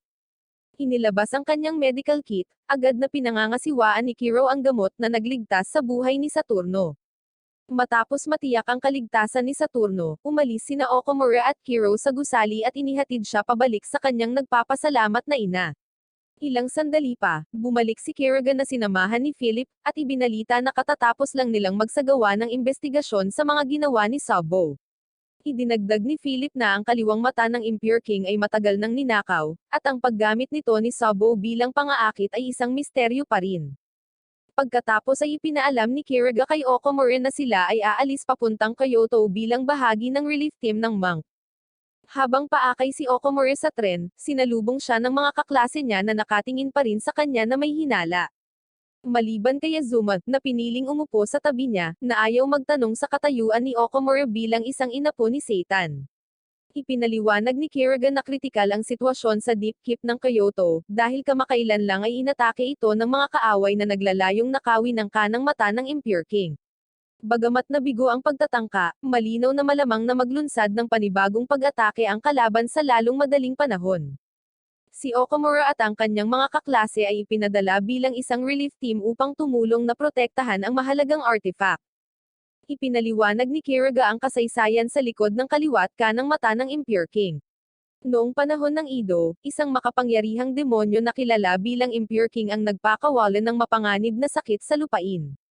Ang isang monghe mula sa Kyoto ay nagawang talunin ang demonyo, at bilang patunay ng kanyang tagumpay, kinuha niya ang kaliwa at kanang mata ng Impure King, pinananatili ang mga ito sa magkahiwalay na lokasyon bilang isang paraan ng pagpigil sa natitirang sakit. Ngunit tulad ng alam nila, kahit isa lamang sa mga mata ay maaaring maglabas ng mapanganib na sakit, at ang dahilan or plano sa likod ng pagnanakaw ng kaliwang mata ay hindi pa rin alam. Pagdating ni Okamura at ng iba pa sa Kyoto, na siyang bayan ni Ryoji, Renz, at Kon-iko, sumakay sila ng bus at nakasalubong nila ang isang monghe na nagngangalang Kino, na nakatatandang kapatid ni Renz. Responsable si Kino sa paggabay sa kanila, at pagbibigay ng mga tagubilin para sa kung ano ang dapat nilang susunod na gawin sa kanilang relief mission. Hindi nagtagal pagkatapos ng kanilang pagdating, nakarating sila sa isang inn ng pamilya ni Ryoji. Magiliw silang sinalubong ng ina ni Ryoji, na mukhang mabait at palakaibigan. Ngunit nang makita niya ang kinulayan na buhok ng kanyang anak, napalitan ng hindi pagsang-ayon ang kanyang ekspresyon. Sa loob ng inn, nakikita nila ang maraming tao na nasugatan at ginagamot bilang resulta ng kamakailang pag-atake sa dipkip. Si Ryoji at ang iba ay hinihiling na tumulong sa kanilang pag-aalaga, habang si Okamura ay inatas ang maglinis ng basura. Habang nagtatrabaho mag-isa si Okamura, tinawag siya ng isang monghe na humihingi ng tulong sa kanya. Ang monghe ay naghuhugas ng 2 pakwan, at hiniling kay Okamura na tulungan siyang linisin ang mga ito bago ito putulin at ipamahagi sa mga sugatang exorcist. Tinanggap ni Okamura ang gawain, ngunit sa pagsisimula niya sa paghiwa ng mga pakwan, napansin niya ang kakaibang amoy ng alak na nagmumula sa monghe. Ang monghe, na nahihiya na mahuli na lasing, ay umiwas sa kahihiyan. Habang pinagmamasdan siya ni Okamura, bigla niyang naalala ang kanyang yumaong adoptive father na si Shinro. Hindi makapaniwala si Okamura nang ipakilala ng monghe na kausap niya ang kanyang sarili na walang iba kundi si Sugoro, ang punong monghe sa Kyoto Temple at ama ng kaibigan niyang si Ryoji. Sa kabila ng malaking pagkakaiba ng hitsura ni Sugoro sa naisip ni Okamura, hindi niya maiwasang makaramdam ng pamilyar sa kanya. Ibinahagi ni Okamura kay Sugoro na siya ay nagkakaroon ng mga isyo kay Ryoji, at nagulat siya nang malaman na si Sugoro ay dumaranas ng mga katulad na pakikibaka sa kanyang anak. Ipinahayag ni Okamura ang kanyang paniniwala na, sa kabila ng kanyang hindi mahuhulaan na saloobin, si Ryoji ay isang mabuting tao at gusto niyang makipagkaibigan sa kanya. Habang si Okamura ay nakaupo sa pagmumuni-muni, si Kiriga ay ini-escort ni Kino upang tuklasin ang kailaliman ng Kyoto Temple.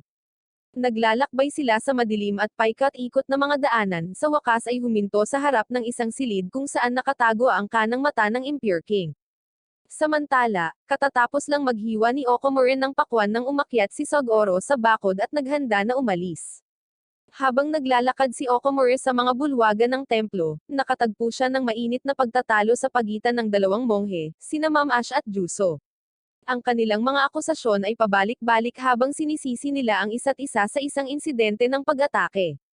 Si Okamura, na curious, ay pumasok sa silid at nanonood habang kumukulo ang galit ng 2 monghe, na halos sumabog.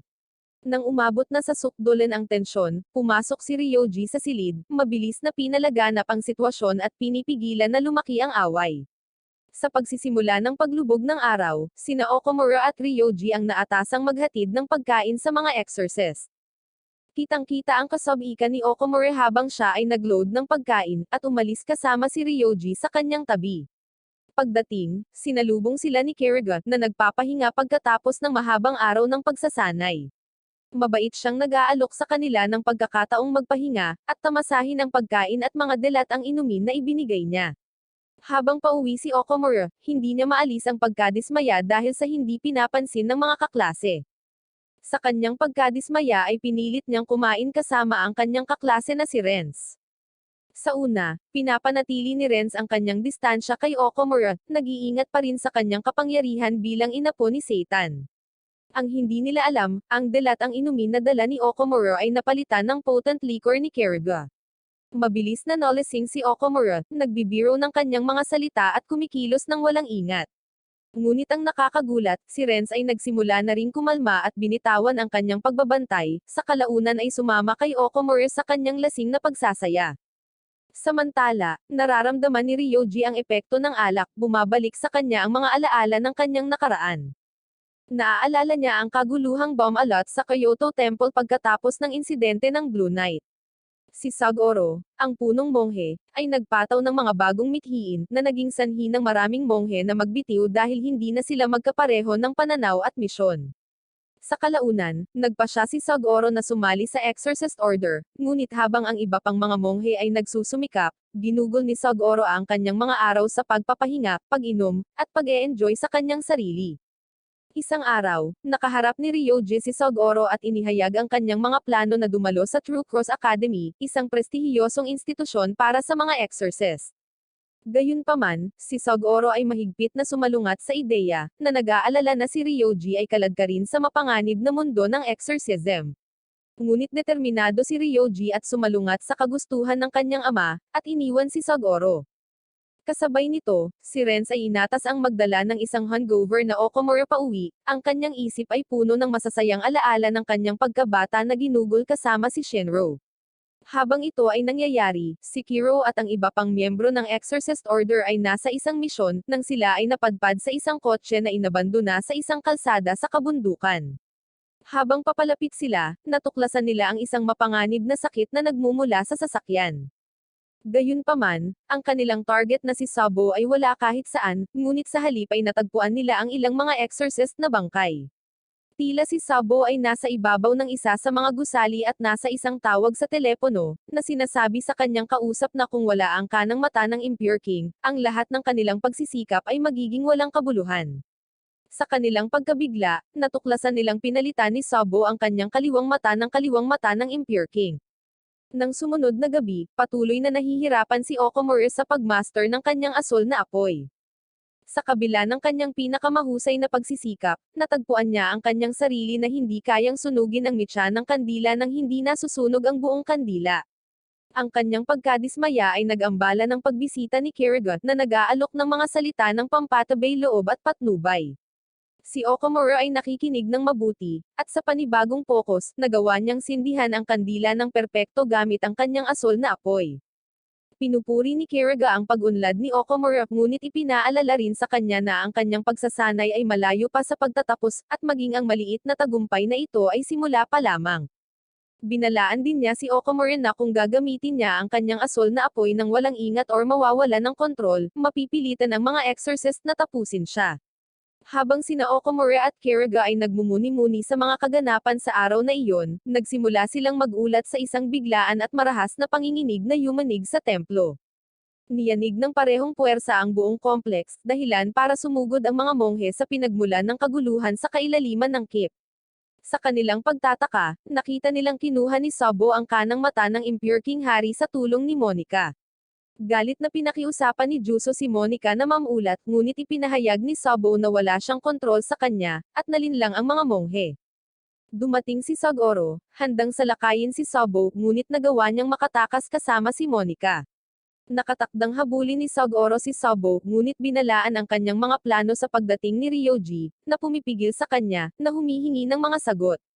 Galit na galit si Ryoji, hindi niya maintindihan kung bakit naglilihim sa kanya ang kanyang ama. Gayunpaman, si Sugoro ay hindi makapagbigay ng anumang mga paliwanag, at iginiit na umalis upang sundan kaagad si Sabo. Si Ryoji ay nagsasalita ng masama at pinuna ang kanyang ama, ngunit walang masabi sa kanya si Sugoro. Hindi maiwasan ni Okomura na makita ang refleksyon ng kanyang sarili sa ugali ni Ryoji, naaalala kung paano rin siya nagsabi ng masama kay Shinro bago siya mawala. Sa pagsisikap na pigilan sina Ryoji at Sugoro na maranasan ang parehong sakit na naramdaman niya, pinigilan ni Okomura si Sugoro at hinimok si Ryoji na humingi ng tawad sa kanyang inasal. Galit pa rin siya, at ayaw makinig ni Ryoji. Sa isang sandali ng galit at pagkadismaya, ang asol na apoy ni Okomura ay nawala sa kontrol, at sinalakay niya si Ryoji sa pisikal at sa pagsasalita, na nagpapaalala sa kanya na kailangan niyang humingi ng tawad bago maging huli ang lahat. Mabilis na nawala ng kontrol ang sitwasyon, habang patuloy na nagliliyab ang asol na apoy ni Okomura, at patuloy niyang inaatake si Ryoji. Naaalala ang mga salita ni Monica tungkol sa pagpapalaki ni Philip sa anak ni Satan. Napagtanto niyang si Okomura ang tunay na anak ni Satan. Lahat ng tao sa kwarto ay natulala at hindi sigurado kung ano ang gagawin. Sa wakas, namagitan si Kiriga, pinawalan ng malay si Okomura at sinusubukang pakalmayin ang lahat. Bagamat hindi niya mapigilan ang mga monghe na ikulong si Okomura, habang nangyayari ang drama sa templo, narating nina Sabo at Monica ang isang lihim na silid sa loob ng templo. Nagulat si Monica nang malaman ang pagkakaroon ng silid. Ibinunyag ni Sabo ang katotohanan na matagal nang itinatago ng mga monghe. Ang monghe na tumalo sa Impure King ay talagang humingi ng tulong sa isa pang demonyo na nagngangalang Karo. Ngunit hindi pa rin nila nagawang talunin ang Impure King, kaya hinugot ng monghe ang dalawa sa impure na mga mata ng hari at sinliyuhan ang mga ito. Mula sa araw na iyon, umalis si Karo dala ang Karora Sword, tinanggap ito bilang isang lihim na hindi kailanman ibubunyag ng templo. Habang binubuksan ni Sabo ang pinto sa lihim na silid, ipinaliwanag niya na sa loob ng silid ay naruroon ang katawan ng Impure King, at sakaling maibalik ang kanyang kanan at kaliwang mata, muling babangon ang Impure King. Sa sandaling iyon, nagpakita si Sagoro, pinipigilan si Sabo na kunin ang kanang mata ng Impure King mula sa katawan ni Monica. Ipinatawag ni Sagoro si Karo, ang hugis phoenix na apoy na demonyo, at inutusan siyang salakayin si Sabo. Sa kabila ng mga pagsisikap ni Sagoro, nakuha ni Sabo ang kanang mata at ipinasok ito sa katawan ng Impure King, na naging sanhi upang agad itong muling buhayin at nagsimulang lumaki sa napakalaking sukat. Mabilis na iniligtas ni Sagoro si Monica at nakipagkita kay Juso sa labas, ngunit wala siyang panahon para ipaliwanag ang sitwasyon.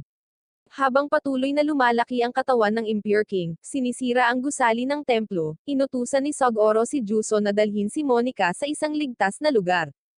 At ipinaliwanag na ang kanyang pagkahimatay ay isang side effect mula sa pagdadala ng mata ng Impure King sa mahabang panahon. Mabilis na sumunod si Juso, habang naghahanda si Sagoro na labanan ang Impure King sa labas ng templo. Binalaan siya ni Karo na ang kanyang panunumpa sa papababang monghe ay natupad, ngunit sinabi ni Sagoro na ang kanyang panunumpa kay Karo ay may bisa pa rin. Sa tulong niya, naglulunsad siya ng pag-atake na bumubuo ng pattern ng bituin sa paligid ng katawan ng Impure King. Sa kasamaang palad, hindi sapat ang lakas ng pag-atake ni Sagoro para talunin ang Impure King.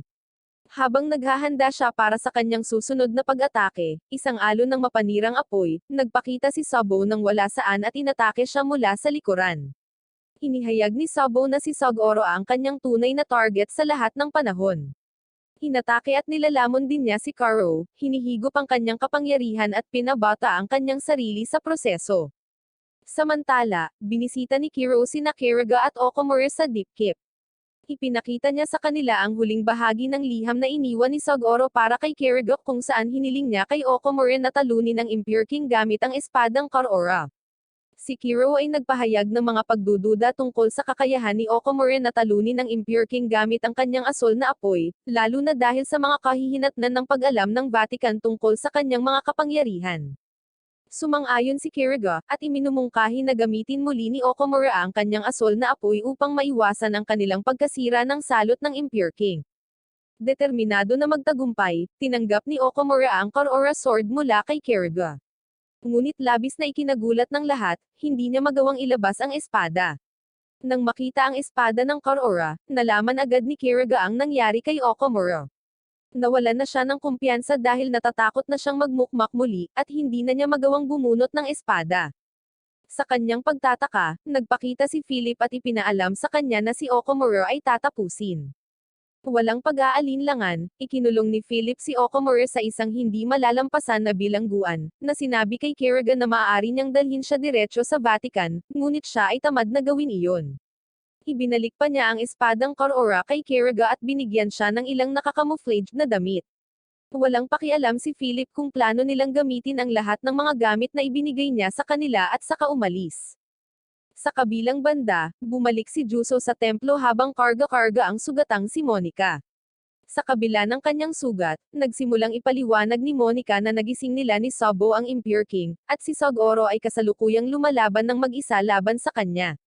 Nang marinig ito ng mga monghe, agad na itinuro ng mga monghe ang kanilang mga tropa sa kinaroroonan ng Impure King, at sumang-ayon na pansamantalang isantabi ang isyu ng pagtataksil ni Monica. Samantala, nakipagpulong si Kiriga kay Ryoji at sa kanyang mga kaibigan, at ipinaliwanag ang malagim na sitwasyon tungkol sa nalalapit na pagpaslang kay Okomura ng Vatican. Ibinigay niya ang Karora Sword kay Ryoji na mula kay Sagoro na ibinigay kay Okomura, na nagpapaliwanag na hiniling ni Sagoro kay Okomura na labanan ang Impure King at handang tumulong sa kanya. Gayunpaman, dahil sa pagkakakulong ni Okomura sa isang kulungan na ginawa ni Philip, ang desisyon kung paano magpapatuloy ay naiwan kay Ryoji at sa iba pa. Pinaalalahanan sila ni Kerrigan na kung nilayo nilang palayain si Okomura, haharapin nila ang buong kapangyarihan ng Vatican. Sa pag-iisip na ito, binibigyan niya sila ng mga camouflage na damit upang tumulong sa kanilang pagtakas, at pagkatapos ay iniwan silang pag-isipan ang kanilang desisyon. Pagkatapos ng ilang deliberasyon, nagpasya ang grupo na ipagsapalaran nilang maging kaaway ng Vatican upang mailigtas ang kanilang kaklase. Nagsuot ng camouflage na damit, pumunta sila sa Deep Keep kung saan nakakulong si Okomura. Matapos matagumpay na malagpasan ang mga gwardya, tumayo sila sa harap ng kulungan kung nasaan ang kanilang kaibigan. Laking gulat nila nang makapagsalita ang kulungan, na nagbabala sa kanila na kung sino man ang pumasok, hindi sila makakatakas. Sa kabila ng babala, humakbang pasulong si Shena, at sa pagkamangha ng grupo, nabuksan niya ang pinto. Sa loob, nakita nila si Okomura, na mukhang nalulungkot at nagtatanong sa kanyang mga kakayahan. Ngunit sa tabi niya si Shena, nakahanap siya ng lakas upang muling tumayo. Gayunpaman, tumanggi si Okomura na mailigtas, kumbinsido na siya ay isang halimaw. Inilabas niya ang kanyang asol na apoy, sinubukong palayuan si Shena pero tumanggi siya at sa halip ay niyakap niya ito, sinusubukang kumbinsihin siya. Matapos kumalma si Okomura, pinalabas siya ni Shena sa kulungan.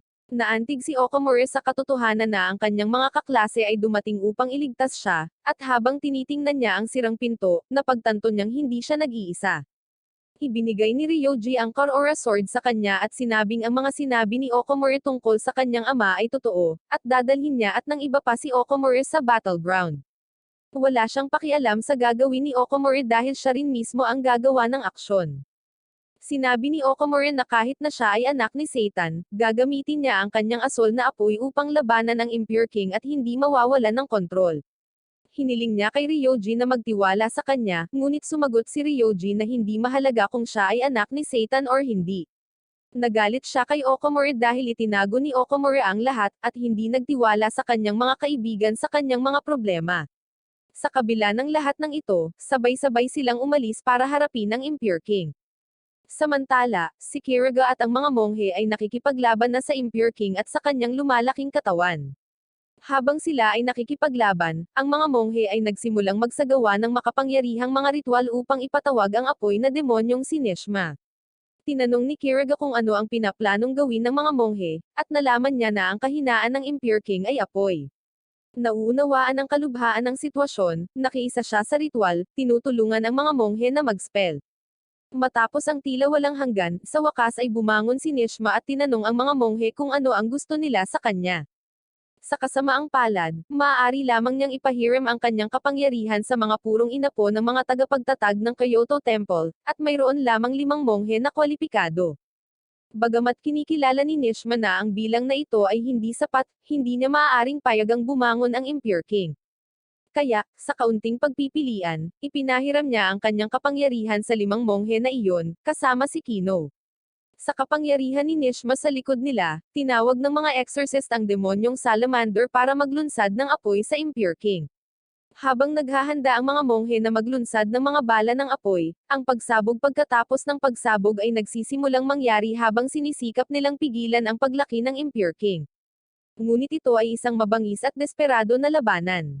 Samantala, si Ryoji at ang iba pa ay dumating sa pinangyarihan ng labanan at nakita si Sogoro na nakahandusay sa lupa. Bagaman buhay pa, si Sogoro ay dumanas ng matinding pinsala at nawala ang lahat ng kanyang kapangyarihan. Pagdating pa lang nila, muling nagpakita si Karo. Kahit na ang kanyang anyo ay naging mas maliit bilang isang phoenix, si Karo ay naipanganak na muli kahit pagkatapos ng kasawian. Ipinaliwanag ni Sogoro kay Okomura at sa iba pa na ang Impure King ay isang demonyong kabute na ang katawan ay patuloy na lalago, at ang mga spores nito ay lalawak sa higanteng laki. Kung pumutok ang spores ng Impure King, maglalabas sila ng mapanganib na sakit na posibleng pumaslang ng maraming tao. Ipinaalam niya sa kanila na ang susi sa pagtigil sa Impure King ay hatiin ang kanyang puso, na matatagpuan sa loob ng kanyang mga spore. Sinabi sa kanila ni Sogoro na 15 taon na ang nakalilipas, nakipagkontrata siya kay Karo upang lumikha ng isang pamamaraan na sumisira sa apoy na maaaring sirain ang Impure King. Pagkatapos ay ipinagkatiwala niya sa grupo na isagawa ang kanyang plano na sirain ang Impure King, at iligtas ang mga tao mula sa mapanganib na spore cloud. Hinihimok niya silang magtiwala sa isa't isa at magtulungan upang tapusin ang halimaw. Sa panibagong determinasyon, si Ryoji at ang iba pa ay nagtakdang wakasan ang paghahari ng Impure King. Sa kasamaang palad, ang apoy ni Sagoro ay mabilis na lumiliit dahil ginamit niya ang isang malaking halaga nito sa kanyang nakaraang pag-atake sa Impure King. Ipinaliwanag niya na ang tanging magagawa niya ngayon ay gamitin ang pamamaraan ng Fire Destroyer Wave upang mapigil ang sakit kapag nahati ang spore, at hiniling kay Okomura na putulin ang puso ng mga spore ng Impure King. Ngunit sinabi ni Okomura na hindi niya magagawa ito, hindi dahil sa ayaw niya, kundi dahil hindi niya magawang bumunot ng kanyang espada. Naiintindihan ito ni Sagoro, ngunit idiniin ang kahalagahan ng pagpigil sa pagkalat ng sakit. Gayunpaman, itinuturo ni Karo na sa kasalukuyang kalagayan ni Sagoro, hindi niya ito magagawa.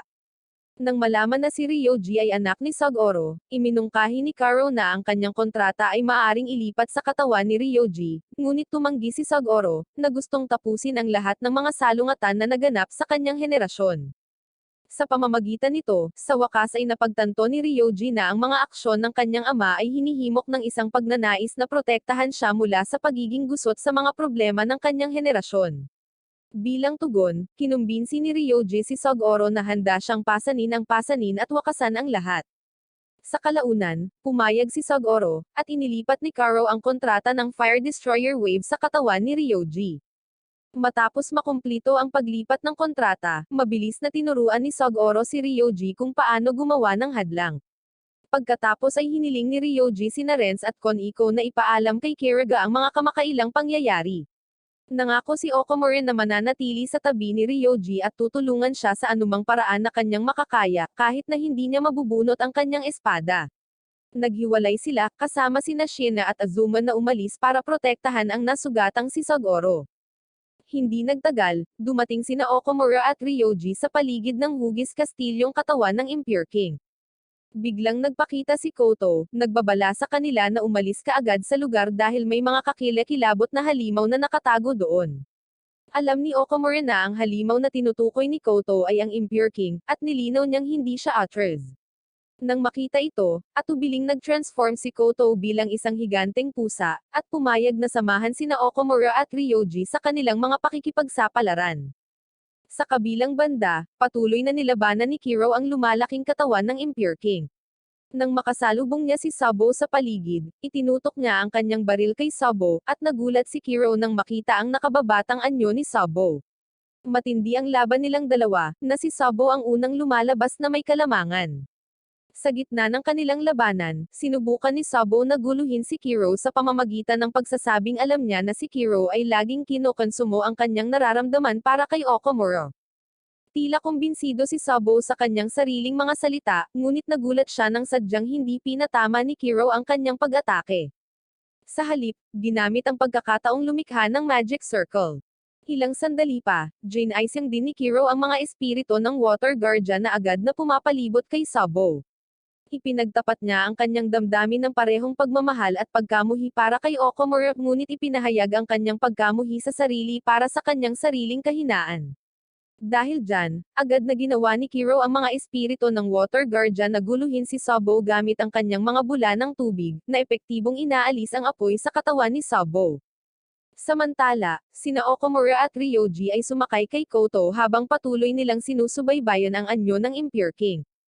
Gayunpaman, sa tuwing haantong si Koto sa katawan ng Impure King, nagpapakita ang mga bula ng kabute at inaatake sila, na nagpapahirap sa kanila na makahanap ng angkop na lokasyon upang i-activate ang hadlang. Ipinahayag din ni Ryoji ang kanyang pag-aalinlangan na kahit na mahanap nila ang tamang lugar, hindi siya magkakaroon ng sapat na oras para mag-spell. Inamin niya na isang beses lang niya narinig ang spell at hindi pa ito ganap na kabisado. Kahit na nagawa niyang gumawa ng hadlang, hindi pa rin niya alam kung paano talunin ang napakalaking katawan ng Impure King. Ngunit pagkatapos ay dinala sila ni Koto patungo sa spore area. Napakalaki nito, parang bola, na nagbibigay sa kanila ng kislap ng pag-asa. Sa kabutihang palad, nakatagpo sila ng isang malaking bato na naapakan nila, at nagpasya silang huminto doon. Inutusan ni Okomura si Ryoji na mag-spell kaagad habang sinasalakay nila ni Koto ang mga bahagi ng katawan ng Impure King na sumusubok na lumapit sa kanila. Sa kaunting oras na natitira, sinimula ni Ryoji na bigkasin ang spell, at ang kanyang katawan ay naglalabas ng nagninangas na liwanag na bumubulusok sa kalangitan. Sa isang iglap, nagpakita ang isang higanteng simboryo ng apoy at nilamon ang buong katawan ng Impure King. Namangha ang lahat sa nakikitang fire barrier, kung saan pinupuri ni Okomura si Ryoji para sa kanyang pagiging cool. Sa kabilang banda, mukhang pagod na pagod si Kiro matapos ipatawag ang Water Guardian Spirits. Nagawa ni Sabo na makawala sa mga bula ng tubig na nakakulong sa kanya, ngunit humanga siya sa mga kakayahan ni Kiro kahit na hindi siya isang top-class exorcist. Nilapitan ni Sabo si Kiro at Sin Akal, napagod sa paglalaro sa paligid at nagpaplanong salakayin siya ng apoy. Kasabay nito, bagamat matagumpay na napigil ni Ryoji at Okomura ang pagkalat ng katawan ng Impure King, natagpuan nila ang kanilang mga sarili na nakulong sa loob ng simboryo.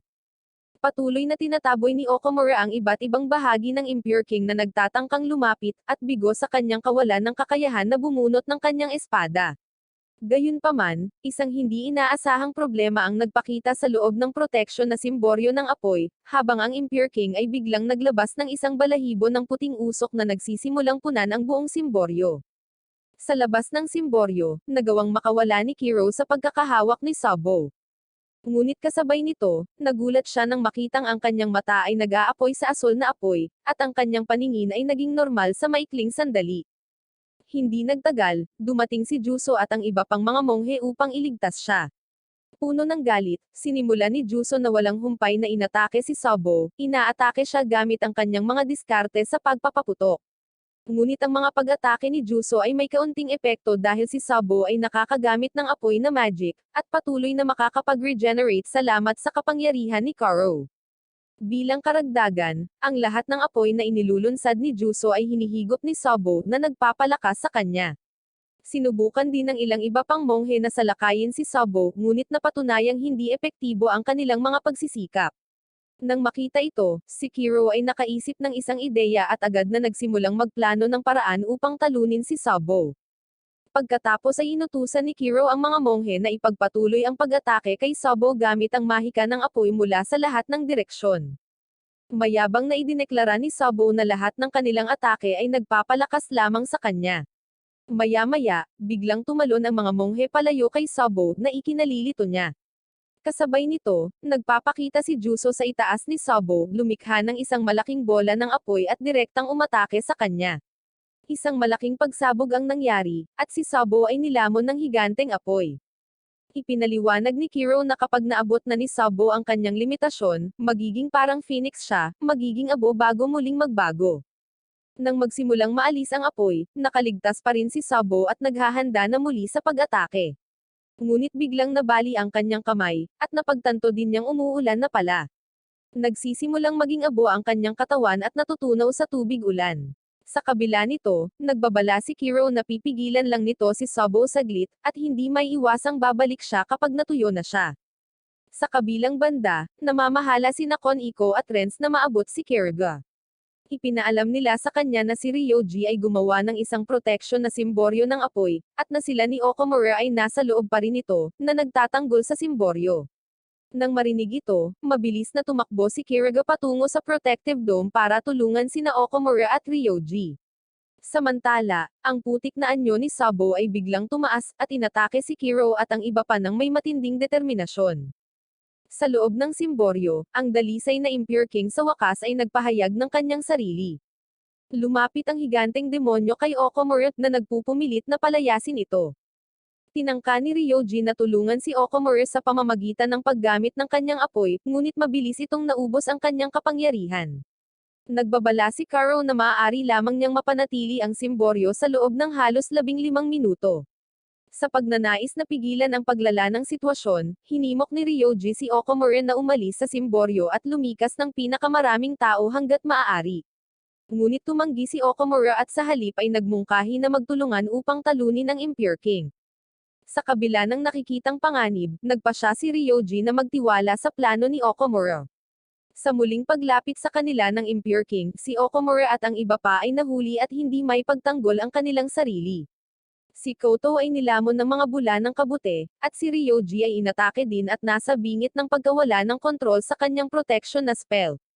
Sa napakahalagang sandali na iyon, sa wakas ay nakuha ni Okomura ang kanyang espada at inalis ang lahat ng mga bula ng kabute na may hawak kay Koto at Ryoji. Sa panibagong determinasyon, naghahanda si Okomura na maglunsad ng counterattack laban sa kahangahangang figure ng Impure King na nakaharap sa kanya. Habang nakikipaglaban si Kiro sa nagbabagong hugis na si Sabo, nalaman niyang nahihirapan siyang makasabay. Ngunit tulad ng lahat ng pag-asa ay tila nawala, si Nishima ay nagpakita ng buong lakas na inihayag kay Okomura na siya ang walang hanggang kaaway ng Impure King. Nag-aalok siya na ituro sa kanya ang paggamit ng Samata Fire Flow. Walang pag-aalinlangan, sumang-ayon si Okomura, at lumabas si Nishima dala ang kanyang espada, na naging sanhi ng pagsiklab ng kanyang asol na apoy ng mas matindi. Sa panibagong determinasyon, si Okomura ay sumugod sa Impure King, na handang hampasin ang huling atake. Ngunit binalaan siya ni Nishima na maaaring sirain ng kanyang pag-atake ang buong lugar, dahilan para mag-alinlangan si Okomura. Hindi niya kayang saktan ang kanyang mga kapwa exorcist sa proseso. Sa kasamaang palad, tumalon na si Okomura, at siya ngayon ay nasa init ng sandali. Sa pagtataka ng lahat, nagsimulang mag-apoy si Okomura habang nilalamon siya ng sarili niyang asol na apoy. Isang napakalaking pagsabog ng apoy ang sumabog, at ang asol na apoy ni Okomura ay umaapaw sa lahat ng dako, sinusunog ang lahat ng nasa daan nito. Ngunit sa kaganhawahan ng lahat, ang apoy ay tila hindi nasusunog kundi nagpapainit sa mga exorcist. Sa halip, ang salot na nakaapekto sa kanila sa pakikipaglaban sa Impure King ay napawi din ng asol na apoy ni Okomura. Sa pamamagitan ng kanyang determinasyon at panloob na lakas na kontrol ni Okomura ang apoy at pinatapos ang labanan. Samantala, sa itaas ng larangan ng digmaan, pinapanood ni Philip ang eksena ng buong sigasig. Ipinahayag niya na nasaksihan niya ang pagpapakita ng Blue Exorcist, isang nilalang na balang araw ay tatapusin ang lahat ng mga demonyo. Sa pagkatalo ng Impure King, si Okomura ay nagwagi na nawasak ang halimaw na nilalang at pinagaling ang lahat ng naapektuhan nito. Ngunit habang papalapit sa kanya si Nishima, nagtanong siya kung tao ba siya or demonyo. Nag-aalangan si Okomura na sumagot, at binalaan siya ni Nishima na isang araw ay kailangan niyang pumili. Sa pamamagitan nito, siya ay nawawala habang ang alikabok ay naaalis, at tinatasan ng mga exorcist ang pinsala. Nagsimulang magbago ang kanilang mga opinyon kay Okomura. Si Kiro, ang kapatid ni Okomura, ay dumating sa eksena, pinagalitan siya sa walang ingat na paggamit ng kanyang kapangyarihan ng demonyo. Sa kanyang galit, sinaktan ni Kiro si Okomura ngunit tinanggap ni Okomura ang suntok ng walang pagganti. Ipinahayag niya na hindi na niya nakikita ang kanyang sarili bilang anak ni Satan, at inihayag ang kanyang bagong natuklasang kakayahang kontrolin ang asol na apoy. Ngunit sa pagkaubos ng kanyang lakas, si Okomura ay bumagsak ng walang malay. Sa kanyang walang malay na estado, nakita ni Okomura si Shinro, ang kanyang tagapagturo, na lumalayo sa kanya. Desperado para sa patnubay, tumawag si Okomura kay Shinro, tinanong siya kung ano ang dapat niyang gawin. Ngunit tumugon lamang si Shinro ng isang sarkastikong mahina ka, bago iniwan si Okomura upang gumawa ng sarili niyang desisyon. Ang tagumpay ni Okomura laban sa Impure King, at ang kanyang kontrol sa sarili niyang kapangyarihan ay isang punto ng pagbabago para sa kanya. Nagsisimula siyang tanungin ang kanyang sariling pagkakakilanlan at ang landas na nasa unahan niya. Lumipas ang mga araw, at dahan-daang nagkamalay si Okomura upang matagpuan si Nakoto at Shina sa kanyang tabi, na nagbabantay sa kanya hanggang sa gumaling siya. Nagising din si Shina at ipinaliwanag na sinadya niyang alagaan siya ngunit nakatulog. Naantig si Okomura sa kanyang presensya at nagpapasalamat siya sa kanyang pangangalaga. Pagkatapos, pinasalamatan ni Shina si Okomura sa pagligtas sa lahat at sa kung paano niya ito tinulungan na magbago sa paglalakbay. Samantala, nakikipagpulong si Philip kay Yasho, isa sa mga nangungunang monghe ng templo na may mahalagang papel sa exorcism laban sa Impure King. Pinupuri ni Philip si Yasho at ang kanyang mga kapwa monghe para sa kanilang matagumpay na paghawak sa sitwasyon, at kahit na nagmumungkahi na ang mga elite exorcist mula sa Vatican ay maaaring hindi nagawang talunin ang Impure King. Mapagpakumbabang inamin ni Yasho na wala silang nagawa, at sinusubukan lamang nilang pigilan ang Impure King hanggang sa dumating ang tulong ng Vatican. Sa kabutihang palad, si Okomura ang lumabas bilang bayani ng araw na iyon. Pagkatapos ay iminungkahi ni Philip na tumstigo si Yasho sa Vatican sa ngalan ni Okomura upang tumulong na alisin ang utos ng pagpapatupad na nakasabit sa ulo ni Okomura, at nangakong gagawin ang lahat sa kanyang kapangyarihan upang suportahan si Okomura. Habang papaalis si Philip sa pulong, ang isa pang exorcist, si Kiriga, ay lumapit sa kanya na may hinala at itinutok ang kanyang espada sa kanya. Pinaghihinalaan niya si Philip bilang utak sa likod ng insidente, at tinanong siya kung ano ang tunay niyang intensyon para kay Okomuro. Si Philip na laging may sariling agenda, ay ngumingiti at umalis nang hindi sinasagot ang kanyang tanong, na nagiiwan sa kanya ng mas maraming tanong kaysa sa mga sagot. Tumanggi si Philip na sagutin ang mga tanong ni Kiriga, sa halip ay binalaan siya na may kapangyarihan siyang tapusin siya anumang oras kung pipiliin niya. Si Kiriga ay naiwang hindi mapakali sa kanyang pagiging tuso at mailap, ngunit alam niya na gagawin ni Philip ang lahat sa kanyang kapangyarihan upang iligtas si Okomura mula sa pagpaslang, dahil mas malaki ang mga plano nito para sa kanya, kahit na hindi niya lubos maisip kung ano ang mga ito. Sa paglipas ng mga araw, nagulat ang mga exorcist ng Kyoto Temple sa biglaang proposal ni Juso na pakasalan si Monica, isa sa mga exorcist doon. Maging si Monica ay nagulat, ngunit naaprubahan na ng kanyang ama si Juso, kaya ang iba ay sumasang-ayon din, maliban kay Monica mismo, na nahihiya na aminin ang kanyang nararamdaman para sa kanya. Sa kabila ng kanyang unang pag-aalinlangan, sa huli ay sumang-ayon siya sa kasal sa suporta ng lahat sa kanyang paligid. Sa kaunting libreng oras bago bumalik sa Tokyo, nagpa siya si Okomura at ang kanyang mga kaklase na sulitin ang kanilang oras sa Kyoto sa pamamagitan ng pagbisita sa ilan sa mga sikat na sightseeing spot sa lungsod. Ginugugol nila ang araw sa paggalugad sa mga pasyalan, pagsasaya sa piling ng isa't isa, at sinusubukang kalimutan ang matinding labanan na kanilang pinagdaanan. Sinisikap ng mga kaibigan ni Okomura na kalimutan ni Okomura ang tungkol sa nangyari, at tulungan siyang alisin sa isip ang mga pangyayari kamakailan. Habang papalapit ng matapos ang anime, nakita namin si Okomura na nakatayo sa tabi ng ilog, malalim na nakikipag-usap sa kanyang kapatid na si Kiro. Sinabi ni Okomura kay Kiro ang kanyang pasya na maging isang exorcist tulad niya, at upang labanan ang mga demonyo gamit ang kanyang sariling kapangyarihan ng demonyo. Bagamat nag-aalinlangan pa rin si Kiro tungkol sa desisyon ni Okomura na hayagang yakapin ang kanyang kapangyarihan, tiniyak sa kanya ni Okomura na hindi sila maghihiwalay ng kanilang magkakaibang opinyon. Inanyayahan niya si Kiro na sumama sa kanilang mga kaibigan at sabay na umalis sa Kyoto.